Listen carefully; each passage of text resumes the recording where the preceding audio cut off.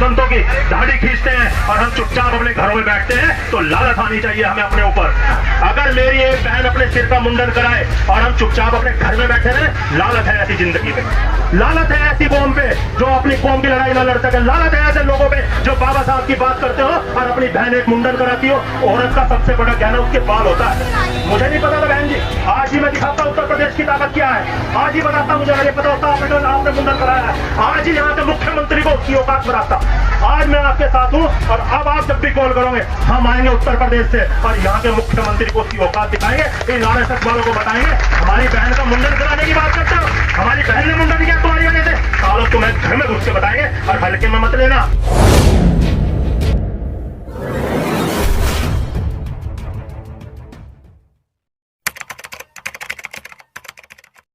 मैं उत्तर प्रदेश से आया हूं और यहाँ की सरकार को, यहाँ के मुख्यमंत्री को ये बताने आया हूं कि हम लोग अब किसी से चुपके से रहने वाले लोग नहीं है। अगर यहाँ एलआईयू के लोग हों तो पता कर ले मेरे बारे में उत्तराखंड की सरकार से, उत्तर प्रदेश की सरकार से। जब हम आंदोलन करने चलते हैं तो क्या हाल सरकार का करते हैं। बहन कांता लाड़िया जी हमारे सर मानने हैं, क्योंकि जब भी हमने उत्तर प्रदेश या उत्तराखंड में कोई भी आंदोलन किया उसमें आपने हमारा बढ़ चढ़ के, जैसे एक बड़ी बहन छोटे भाई को समर्थन करती है ऐसे इन्होंने हमारा समर्थन किया। हमें जैसे ही पता चला कि यहाँ हमारे मठ पे बालकनाथ है, अलवर से सांसद है और गोरखनाथ पीठ के उपाध्यक्ष है, गोरखनाथ पीठ है ना, और उसी के गोरखनाथ पीठ के राष्ट्रीय अध्यक्ष योगी आदित्यनाथ है, उत्तर प्रदेश के मुख्यमंत्री हैं। मैं आज इस मंच के माध्यम से बालकनाथ को तो बता ही रहा हूं, लेकिन मैं अपने उत्तर प्रदेश के मुख्यमंत्री को भी चेतावनी देना चाहता हूं कि वो बालकनाथ को समझा ले, क्योंकि वो उसके अध्यक्ष है, उसे समझा ले, उसे बता दे कि अब इस मठ की लड़ाई को वो छोड़ दे और जिनकी जमीन जिनकी है उन्हें वो जमीन वापस कर दे। अन्यथा बहुत बुरे हालात आपके हरियाणा में तो होंगे ही होंगे। आज ये पंजाब के लोग आए हैं, इतिहास गवाह है, जब जब पंजाब की सिख संगत चली है तो इस देश की धरती हिली है।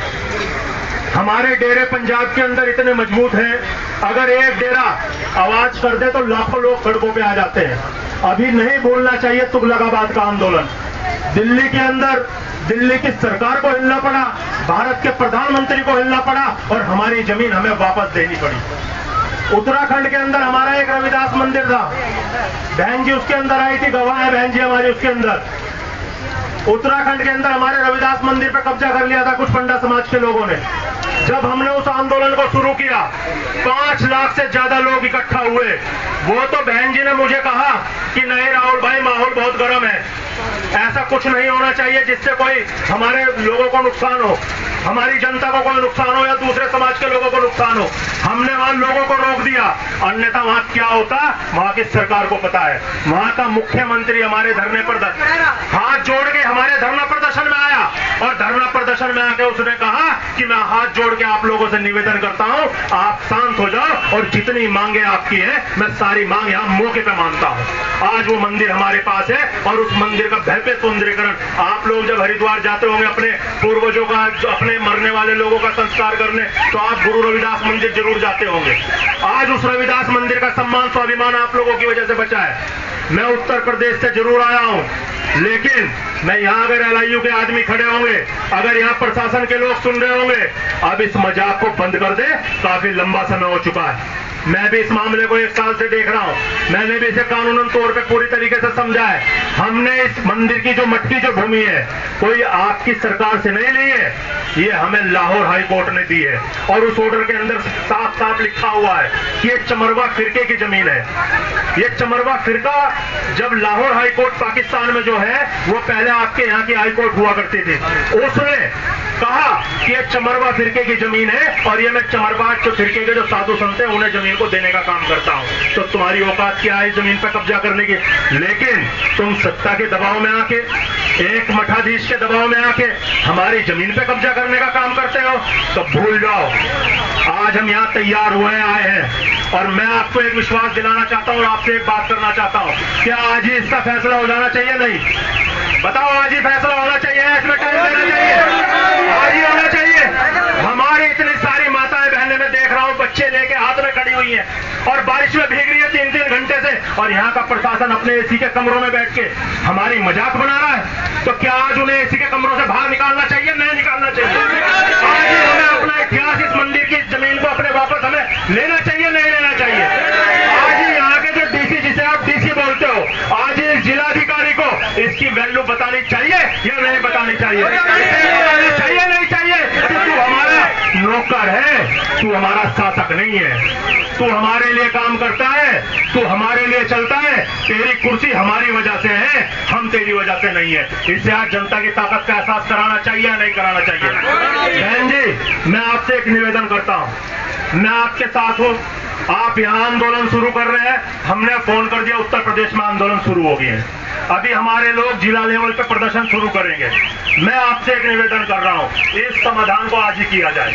आज ही डीसी को आपने 5 बार मुकदमा लिखवाने के लिए एप्लीकेशन दी, इन्होंने एक बार भी मुकदमा नहीं लिखा।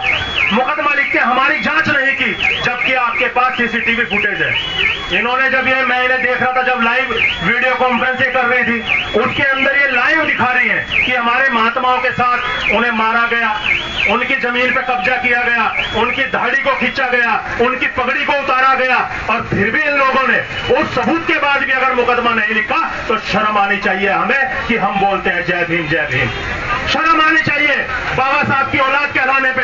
अगर वो हमारे महात्मा और हमारे साधु संतों की दाढ़ी खींचते हैं और हम चुपचाप अपने घरों में बैठते हैं, तो लालच आनी चाहिए हमें अपने ऊपर। आज ही इसका फैसला होना चाहिए, आज ही उन लोगों पे मुकदमे दर्ज होने चाहिए, आज ही प्रशासन की तरफ से कार्रवाई होनी चाहिए। और मैं आप लोगों से एक बात हाथ उठा के करवाना चाहता हूं, बताओ अगर आज डीसी के यहाँ चले तो कोई अपने घर जाएगा या जब तक निर्णय ना हो वहीं रहेगा? वहीं रहेगा, हाथ उठा के वहीं रहेगा। आज ही आर पार की लड़ाई होनी चाहिए। आज जब मुकदमे दर्ज हो जाए उसके बाद एक जन आंदोलन की कॉल होनी चाहिए और पूरे भारत से यहाँ लोगों को इकट्ठा करना चाहिए। 5 लाख 10 लाख लोग जब अपने मठ पे जाके बैठेंगे, अपने आप हमारी ताकत का एहसास उन्हें हो जाएगा। तुगलकाबाद मंदिर के अंदर जब मैं वहां के मुख्यमंत्री से मिलने गया, मैं आपको बताऊं यानी साहब, वहां का मुख्यमंत्री हमें बहुत हल्के में ले रहा था। अरविंद केजरीवाल वहां मुख्यमंत्री है, बहन जी हमारे साथ थी, वो बहुत हल्के में ले रहा था। कहने लगा भाई ये तो डीडीए की संपत्ति थी, डीडीए वालों ने कब्जा कर ली, डीडीए हाई कोर्ट से वो आदेश लेके आए, हमने उसे कागज दिखाया, ना तो ये डीडीए की संपत्ति थी ना ये भारत सरकार की संपत्ति थी। ये हमें मुगल काल के शासक ने, हमारे संत शिरोमणि गुरु रविदास जी को, जब वो वहां रुके, उन्होंने उन्हें दान में दी हुई संपत्ति थी। और हमारे लोगों ने उस डेरे को आपके शासन में नहीं बनाया, मुगल काल में बनाया। तो आप लोग उससे कैसे अपना अधिकार जमा सकते हो? बहुत हल्के में ले रहा था। जब हम भारत सरकार के 4 मिनिस्टरों की जिम्मेदारी लगाई उन्होंने, भारत सरकार ने, प्रधानमंत्री ने, हमारे साधु संत आए थे सारे जलंधर से, तो हम उनके साथ गए, तो वहां एक मिनिस्टर हमें कहने लगा अरे तुम लोग तो यार ऐसे ही करते हो हमेशा। मैंने कहा मिनिस्टर साहब आज आपसे बात कर रहे हैं, लेकिन आज के बाद बात नहीं करेंगे, अब दिल्ली में बात करेंगे आपके साथ, रामलीला ग्राउंड में बात करेंगे अब आपके साथ, और वहां भी तुम्हें नहीं बुलाएंगे, वहां भी हम अपना निर्णय कराएंगे। और यही हुआ, जब रामलीला ग्राउंड में आप लोगों ने हुंकार भरनी शुरू की तो आप लोग गवाह हो उस चीज के, बहुत ज्यादा दिन पुराना मामला नहीं है। पूरी सरकार को, भारत के प्रधानमंत्री को अरविंद केजरीवाल, बहन जी मेरे साथ थी, मुझे फोन पे कहता है कि राहुल भाई मैं आपके मंच पे आना चाहता हूं। मैंने कहा कतई नहीं आने दिया जाएगा, तेरी सरकार उत्तर प्रदेश दिल्ली प्रदेश में है, तेरी सरकार होने के बाद हमारे मंदिर को तोड़ा गया और तू आज हमारे मंच पे आके राजनीति करना चाहता है, कतई नहीं आने दिया जाएगा। और प्रधानमंत्री को भी झुकना पड़ा और दिल्ली के मुख्यमंत्री को भी झुकना पड़ा, और वहां भव्य मंदिर का निर्माण होने जा रहा। तो ये ताकत है आप लोगों की। मैं बहन जी आप सभी लोगों से हाथ जोड़ के ये निवेदन करता हूं, आज ही डीसी को और आज ही यहाँ के कप्तान को ये बता दिया जाए कि जो तहरीर हमने दी है, जो मुकदमे उन्होंने आज तक दर्ज नहीं किए हैं, जब तक वो मुकदमे नहीं दर्ज करेंगे, जब तक हम नहीं उठेंगे और जब तक हम अपना आंदोलन जारी रखेंगे। और मैं आपको अभी विश्वास दिला रहा हूं, पंजाब से आप लोग आए हैं, पंजाब के अंदर भी आंदोलन शुरू कर देंगे, हरियाणा में भी आंदोलन शुरू कर देंगे, दिल्ली में भी आंदोलन शुरू कर देंगे। अभी एक बहन का आंदोलन चल रहा है, वहां से वो लगातार लोग हमें बुला रहे हैं कि भाई आप यहाँ आओ, हम वहां भी जाएंगे और उस आंदोलन में भी इस मुद्दे को रखेंगे। ये लोग बार बार हमारी बहनों को मारते हैं, ये लोग बार बार हमारे भाइयों को मारते हैं, ये लोग बार बार हमारी जमीनों को लूट लेते हैं और हम आंदोलन का रास्ता लेके बार बार अपने मुकदमा लिखवाने के लिए इनके सामने गिड़गिड़ाने का काम करते हैं। मैं आप लोगों से कहना चाहता हूं गिड़गिड़ाने की जरूरत नहीं है। मुजफ्फरनगर जिला है महाराज जी, एक लड़की को, हमारी एक बेटी थी 16 साल की, उसे मार के भट्टे के अंदर जला दिया। वो लड़की को मार के भट्टे के अंदर फेंक दिया और जब उसके घर वाले वहां मुकदमा लिखवाने गए, उन्हें मुकदमा नहीं लिखा, उल्टा उसके माँ बाप पे मुकदमा लिख दिया। जब हम लोग वहां गए, हमने वहां आंदोलन शुरू किया, वहां के एसएसपी को, डीएम को घेर के बैठ गए। जब जाके वो मुकदमा दर्ज हुआ और जो मुजरिम थे जेल में है और पिछले 1 साल से जेल में है। इस ताकत का एहसास हमें अब बार बार नहीं कराना चाहिए। आज हम इकट्ठा हुए हैं, मेरा ये मानना है आज इकट्ठा हुए हैं, आज ही ताकत का एहसास होना चाहिए। आज यहाँ के डीएम को और एसएसपी को पता चलना चाहिए, क्योंकि यहाँ ये आंदोलन सिर्फ तुम्हारा रोहतक वालों का नहीं है। अगर आप ये सोचते हो तुम सिर्फ रोहतक के लोगों नहीं है, आज यहाँ पंजाब से भी लोग हैं, यहाँ उत्तराखंड से भी लोग हैं, हरियाणा से भी लोग हैं, दिल्ली से भी लोग हैं, मध्य प्रदेश से भी लोग हैं। आज यहाँ कई प्रदेश के लोग हैं और ये जो लोग एक एक आदमी जरूर आया है, लेकिन अपने अपने प्रदेश के अंदर इतनी हिम्मत रखता है कि अगर अपनी बात वहां बोलना शुरू करे तो पूरा प्रदेश बंद कर सकता है। तो मैं इसी निवेदन के साथ आपसे बात खत्म कर रहा हूं और सारी माताओं बहनों से, निर्णय तो आप लोग करना, मैंने तो अपना एक प्रस्ताव रखा है। आज जो निर्णय आप करोगे उसमें हम तन मन धन हर तरीके से आपके साथ हैं। एक नारे के साथ अपनी बात खत्म कर रहा हूं। बाबा साहब को मानते हो ना? सब लोग बाबा साहब को मानते हो? 2 हाथ दिए हैं हमें बाबा साहब ने और दोनों हाथ उठा के नारा होना चाहिए अपनी कौम की ताकत दिखाने के लिए, बाबा साहब की औलाद की ताकत का एहसास कराने के लिए। बाबा साहब डॉक्टर भीमराव अम्बेडकर, बाबा साहब डॉक्टर भीमराव अम्बेडकर, मान्यवर काशीराम साहब, मान्यवर काशीराम साहब, साथियों को जय भीम, जय गुरु रविदास। आप निर्णय करो, महाराज जी आपके साथ है, हर तरीके से साथ है। और बहन जी आपने मुंडन कराया, मुझे नहीं पता था, ये बात मुझे आज पता चली और मेरे लिए बहुत शर्मिंदगी है कि आपका भाई इतना मजबूत है और मेरी एक बहन को यहाँ मुंडन कराना पड़ रहा है। दुख की बात है। और यहाँ जितने मेरे सारे भाई खड़े हैं, ये सबके लिए दुख की बात है। जितनी मेरी माता बहनें यहाँ खड़ी हैं, अगर मेरी एक बहन, इसने अपने लिए तो नहीं कराया, कौम के लिए कराया, अगर मेरी एक बहन अपने सिर का मुंडन कराए और हम चुपचाप अपने घर में बैठे रहे, लालच है ऐसी जिंदगी पे, लालच है ऐसी कौम पे जो अपनी कौम की लड़ाई ना लड़ सके, लालच है ऐसे लोगों पे जो बाबा साहब की बात करते हो और अपनी बहन एक मुंडन कराती हो। औरत का सबसे बड़ा गहना उसके बाल होता है।